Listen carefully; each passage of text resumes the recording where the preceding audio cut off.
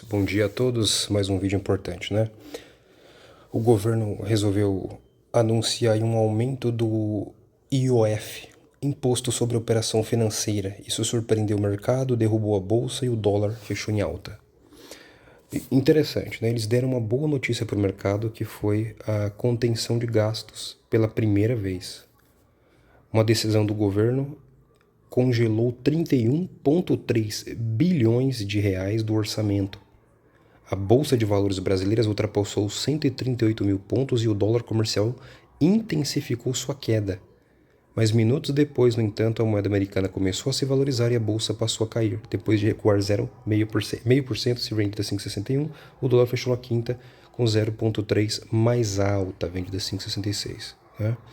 O mercado ficou insatisfeito com a decisão do governo de aumentar o IOF. O que é o IOF?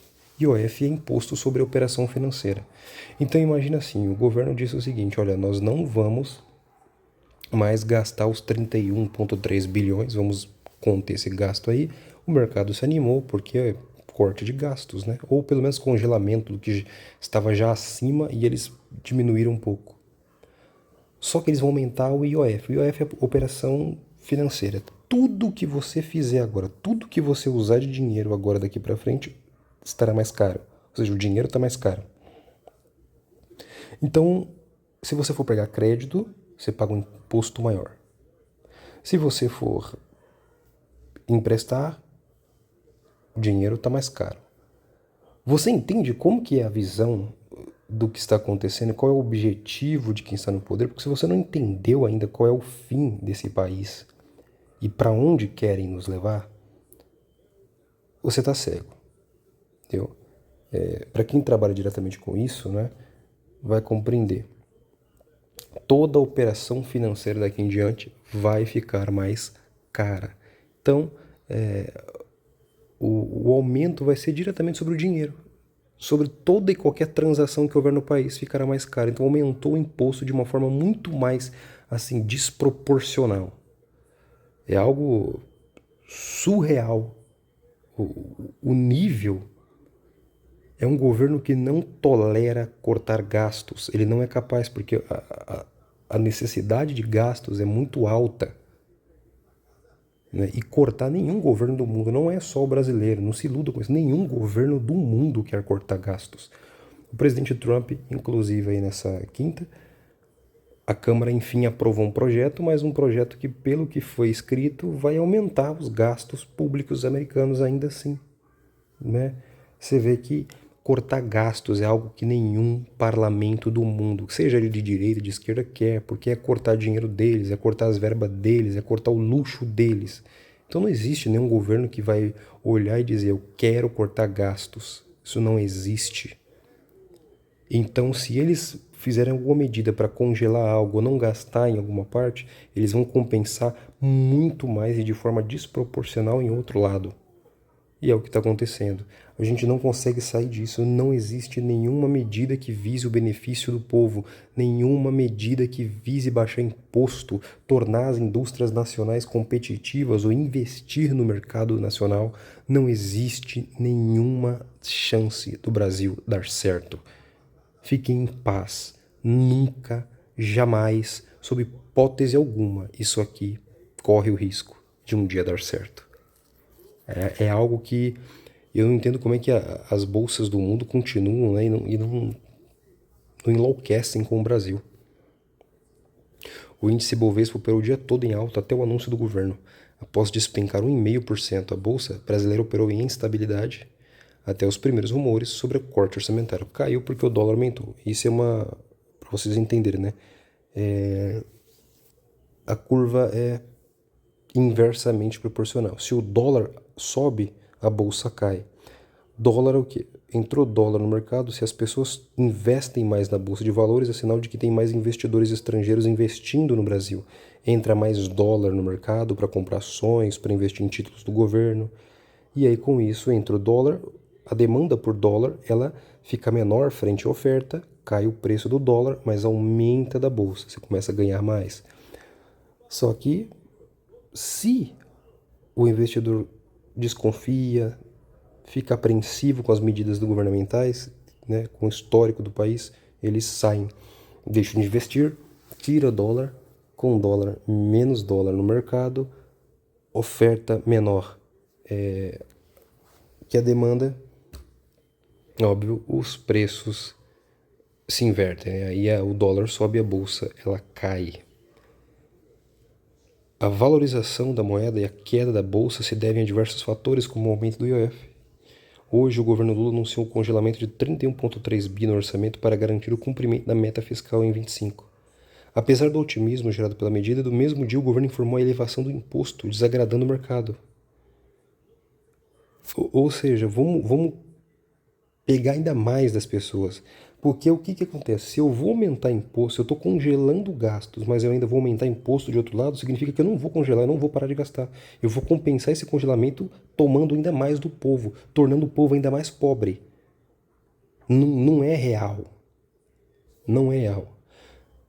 Abre aspas, não temos explicações sobre o aumento do IOF, diz Felipe Santana. Segundo o especialista em investimento do grupo Axie Investing, o mercado está reagindo muito mal à correção do imposto. O clima é de velório.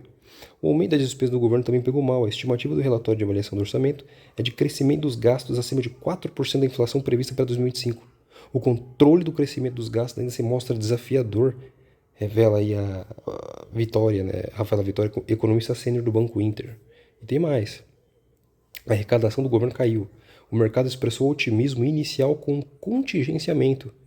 Também economista sênior do Inter, o Valério. Os comentários subsequentes do ministro da Fazenda geraram desânimo e apagaram a queda do dólar, ao externar preocupação acerca da queda de arrecadação gerada pela greve da Receita Federal. É o quê? O governo está arrecadando menos. Menos imposto? Com tanto imposto, o governo arrecadou menos. Não é que o governo arrecadou menos, o governo está arrecadando cada vez mais, mas ele está gastando muito mais. É isso que está acontecendo. E a mídia, ela tenta te manipular. Ou tentar tornar um pouquinho menos desagradável o absurdo que está acontecendo. Os investidores ainda estão de olho nos Estados Unidos. Os mercados repercutem a aprovação de um projeto de lei pela Câmara Americana, né, para cortes de impostos que devem acrescentar cerca de 3,8 trilhões de dólares à dívida americana, hoje de 36,2, o que preocupa o mercado. Ou seja, o Trump tinha anteriormente pedido para diminuir bastante, para cair. O Dodge do Musk foi para cortar funcionários públicos, para cortar gastos públicos, mas a proposta que passou, que foi aprovada, visa que vai aumentar mais 3,8 tri. O mercado está navegando entre sinais positivos domésticos e incertezas fiscais internacionais. As preocupações com a sustentabilidade fiscal americana e o impacto potencial nas taxas de juros globais rapidamente mudaram o humor do mercado. Então nós estamos vendo que assim, ou é realmente assim, vamos por tudo ou nada e vamos fazer tudo desabar. Eu acho que é a única lógica diante do que a gente está vendo. Ou eu não sei. Né? Vamos ver como os Estados Unidos vai se comportar daqui em diante, como serão os acordos. A guerra comercial não parou, para quem acha que parou, apenas deu uma pausa, né? E aqui no Brasil a gente vê que quando o governo anuncia, vamos cortar gastos, ele compensa aumentando imposto ainda mais de um outro lado. Então, assim, mostrando que não tem volta, não tem jeito mesmo, né? Eu acho que as coisas nesse país rumam para algo problemático. Ontem, né, anunciado aí, o secretário de Estado americano Marco Rubio, ele apelou à lei americana para sanções contra pessoas no estrangeiro que praticam crimes contra os direitos humanos. No caso, eles querem sancionar o ministro do Supremo Tribunal Federal, o Moraes. E a sanção aplicada para essa lei é que puna o mesmo e o exclua do sistema financeiro SWIFT, vamos dizer assim. Então, toda empresa, todo banco americano,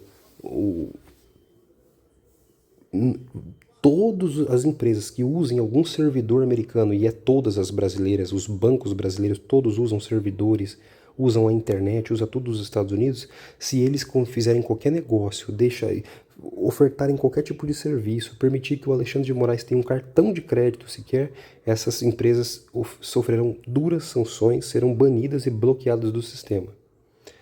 E aí, a ideia é banir ele para tentar mudar as coisas politicamente aqui, né?